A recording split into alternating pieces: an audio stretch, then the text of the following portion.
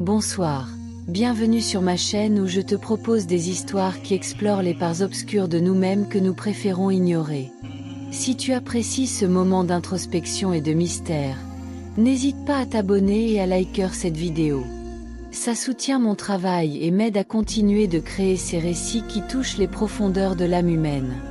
Alors, installe-toi confortablement, prépare-toi à un voyage intérieur, et laisse-toi emporter par l'histoire de ce soir.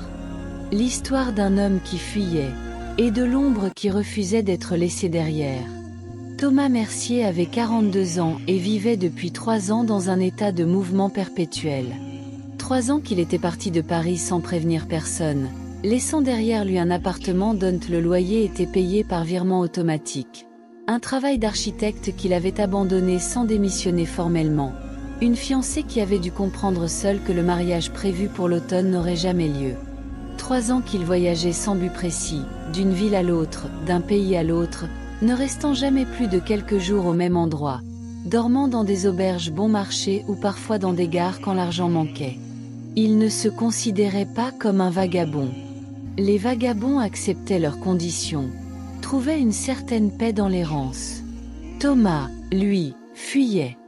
Il le savait, même s'il ne se l'avouait jamais ouvertement. Il fuyait quelque chose de terrible, quelque chose qu'il ne pouvait pas nommer, ne voulait pas nommer. Chaque matin, il se réveillait avec cette urgence dans la poitrine, ce besoin de partir, de bouger, de mettre de la distance entre lui et quoi? Il ne savait pas, ou refusait de savoir. Il voyageait léger. Un sac à dos contenant quelques vêtements, une trousse de toilette, son passeport, une carte bancaire reliée à un compte qui se vidait lentement mais sûrement. Pas de téléphone, pas d'ordinateur, rien qui puisse le connecter au monde qu'il avait laissé. Il achetait parfois un journal pour connaître la date, mais les nouvelles du monde lui semblaient appartenir à une réalité parallèle qui ne le concernait plus. Il existait dans une bulle temporelle étrange, où seul le présent immédiat comptait. Trouver le prochain train, le prochain lit, le prochain endroit où s'arrêter quelques heures avant de repartir. C'était à Prague, lors d'un après-midi pluvieux de novembre, qu'il l'avait vu pour la première fois. L'ombre. Il traversait le pont Charles, noyé dans la foule de touristes qui prenaient des photos malgré la pluie. Le ciel était gris, uniforme, offrant une lumière diffuse qui ne créait normalement pas d'ombre nette. Et pourtant, en passant devant une statue de saint, Thomas avait remarqué du coin de l'œil une ombre sur le sol. Sa propre ombre, pensa-t-il d'abord. Mais non. Son ombre était là, faible et floue sous la lumière grise. Cette autre ombre était différente. Plus sombre, plus définie, projetée comme si un soleil invisible brillait sur lui seul. Thomas s'était arrêté, troublé. Il avait regardé autour de lui, cherchant la source de cette ombre étrange. Personne ne semblait la remarquer. Les touristes continuaient leur promenade, les vendeurs de souvenirs criaient leurs offres, un musicien de rue jouait du violon sous un parapluie. Tout était normal sauf cette ombre qui s'étendait devant lui, pointant vers la direction opposée à celle qu'il suivait. Thomas avait secoué la tête, attribuant le phénomène à la fatigue, au manque de sommeil, peut-être au début d'une grippe. Il avait repris sa marche, mais l'image de cette ombre impossible restait gravée dans son esprit. Le lendemain, il était à Vienne. Ou peut-être 2 jours plus tard, il ne gardait plus vraiment la trace du temps. Il était assis dans un café, près de la fenêtre, regardant les passants sans vraiment les voir. Et là, sur le trottoir d'en face, il l'avait vu à nouveau. L'ombre. Une silhouette sombre projetée sur le mur d'un bâtiment, mais sans source visible. Elle avait sa forme, sa taille, mais quelque chose était différent. Elle semblait plus grande, plus imposante. Et surtout, elle ne suivait pas ses mouvements. Quand Thomas avait levé sa tasse de café, l'ombre sur le mur était restée immobile. Quand il avait tourné la tête, elle n'avait pas bougé. Thomas avait senti un frisson glacé parcourir sa colonne vertébrale. Il avait quitté le café précipitamment, le cœur battant, marchant vite dans les rues viennoises sans regarder où il allait. Il devait partir. Partir de cette ville, mettre de la distance entre lui et cette chose inexplicable. Il avait pris le premier train, direction Budapest. Sûrement, en changeant de ville, en mettant des kilomètres entre lui et Vienne, il laisserait cette hallucination derrière lui. Mais l'ombre était à Budapest aussi. Dans le reflet d'une vitrine, debout à côté de lui mais légèrement en avant, comme si elle l'attendait plutôt que de le suivre. À la gare, projeté sur le quai, tourné vers le train qu'il allait prendre avant même qu'il ait décidé lequel choisir. Dans la chambre d'hôtel miteux où il avait passé la nuit, dessiné sur le mur par une source de lumière invisible, regardant vers lui avec une intensité palpable bien qu'elle n'ait pas de visage. Thomas commença à paniquer. Il augmenta la fréquence de ses déplacements, ne restant plus qu'une nuit, parfois quelques heures seulement avant de reprendre la route. Zagreb, Ljubljana, Trieste, Venise. Il traversait l'Europe centrale et du Sud comme un homme poursuivi, mais impossible de semer son poursuivant. L'ombre était toujours là, de plus en plus présente, de plus en plus définie. Et surtout, de plus en plus grande. Ce qui terrifiait le plus Thomas, c'était que l'ombre semblait anticiper ses mouvements. Quand il arrivait dans une nouvelle gare, elle était déjà projetée sur le quai qu'il choisirait. Quand il entrait dans un café, elle l'attendait à la table où il finirait par s'asseoir. Elle ne le suivait pas. Elle le précédait, connaissait ses choix avant qu'il ne les fasse lui-même.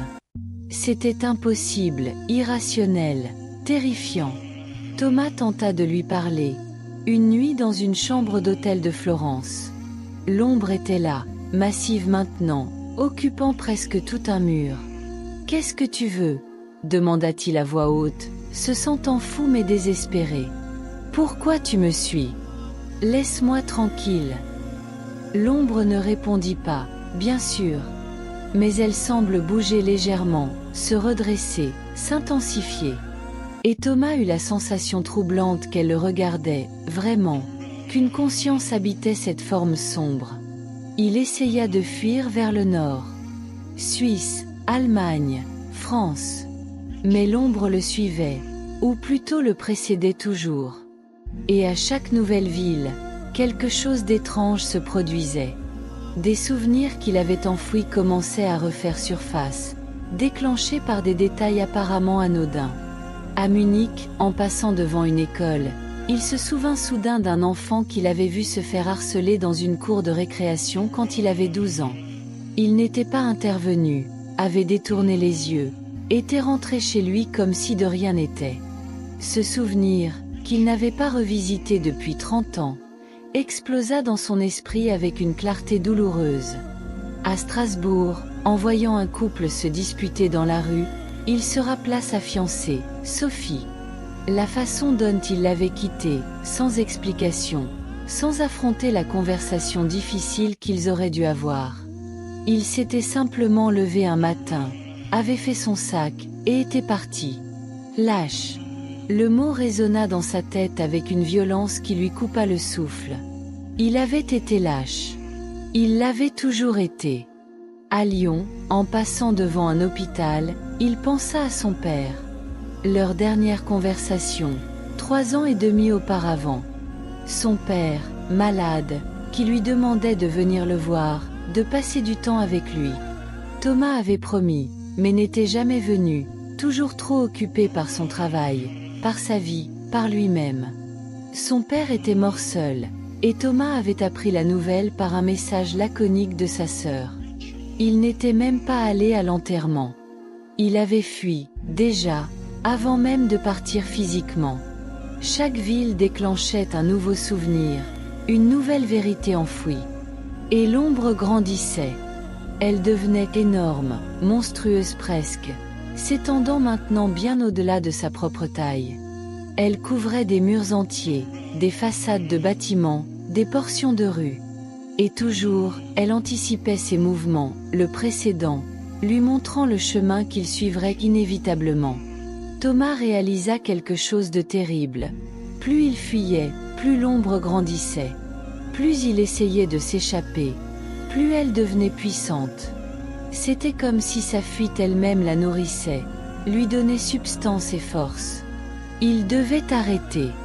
Mais comment? S'arrêter signifiait affronter ce qu'il fuyait. Et il ne savait pas s'il en avait le courage. Épuisé, à bout de ressources mentales et financières, Thomas arriva finalement dans un petit village perdu dans les Alpes françaises. Il n'avait plus choisi consciemment cette destination. Il était monté dans un train, puis dans un autre, puis dans un bus, suivant un instinct qu'il ne comprenait pas. Ou peut-être suivait-il l'ombre, qui semblait le guider maintenant plutôt que simplement le précéder. Le village s'appelait Saint-Loup-de-Silence.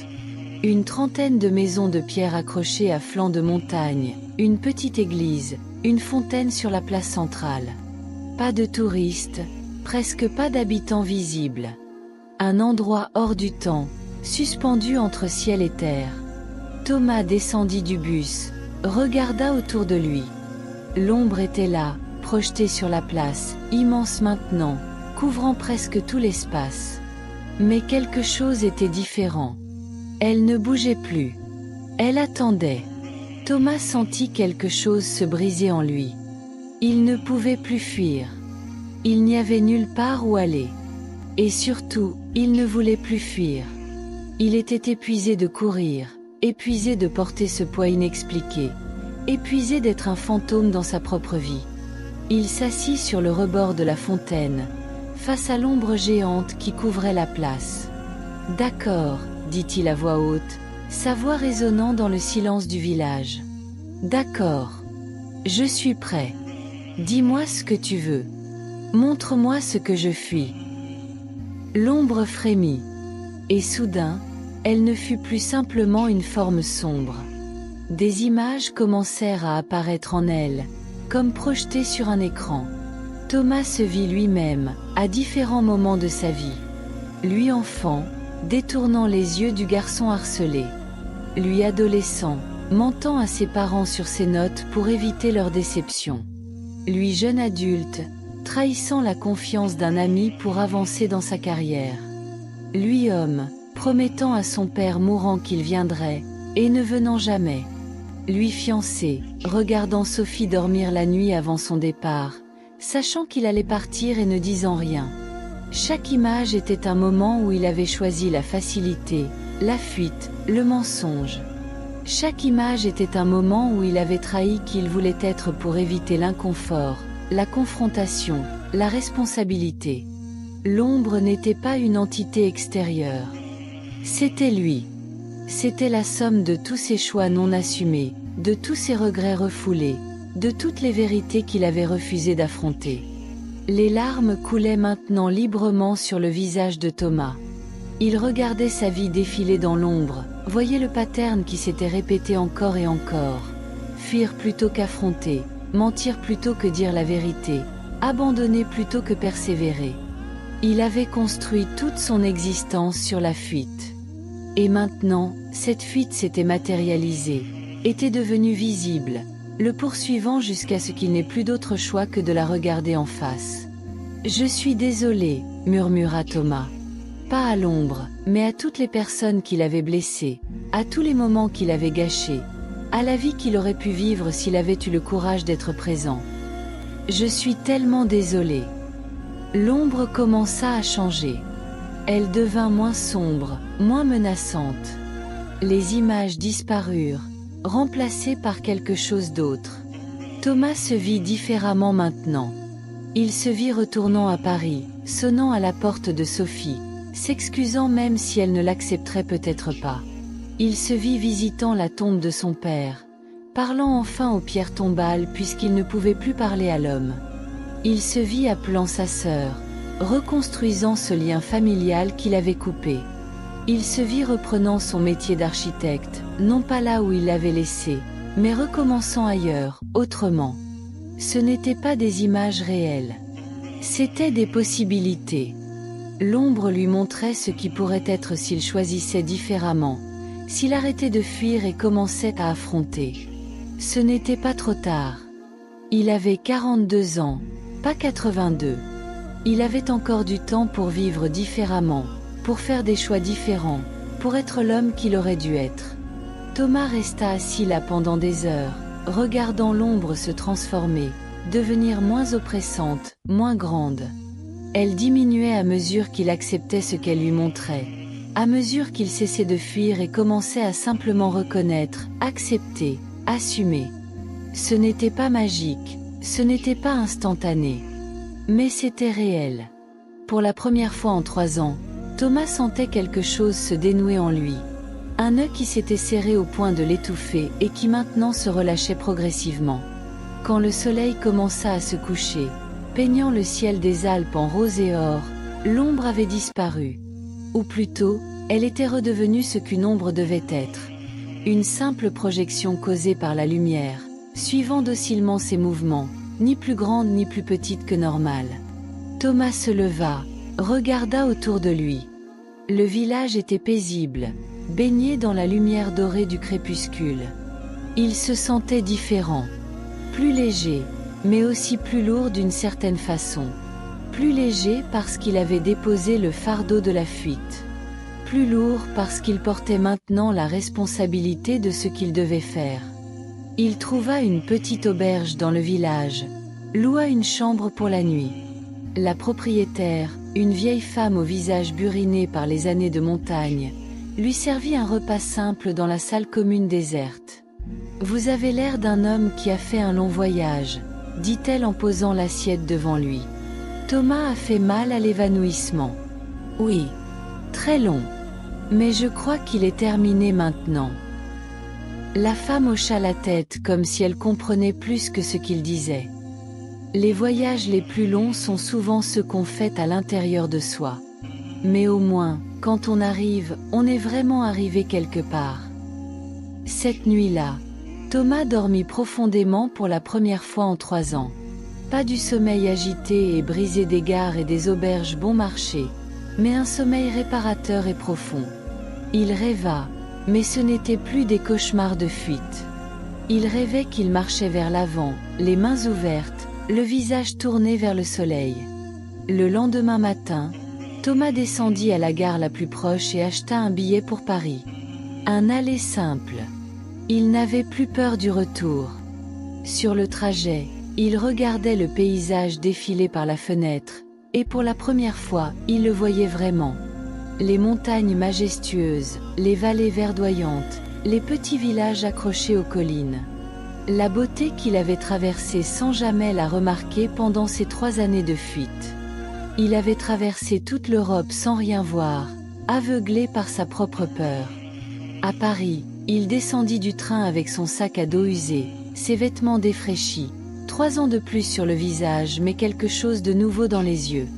Il ne savait pas exactement ce qu'il allait faire, comment il allait reconstruire sa vie. Mais il savait qu'il ne fuirait plus. Quoi qu'il arrive, il affronterait. Il commencerait par les choses difficiles, retrouver Sophie, s'excuser même si elle refusait de le voir. Visiter la tombe de son père, dire les mots qu'il aurait dû dire.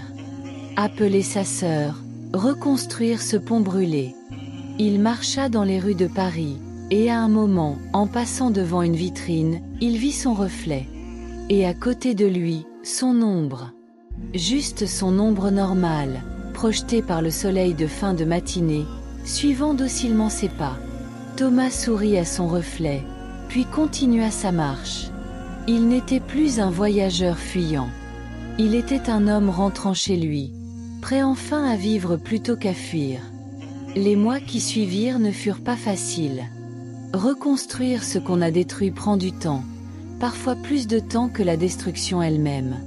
Sophie accepta de le voir, mais une seule fois, pour lui dire en face ce qu'elle pensait de ce qu'il avait fait.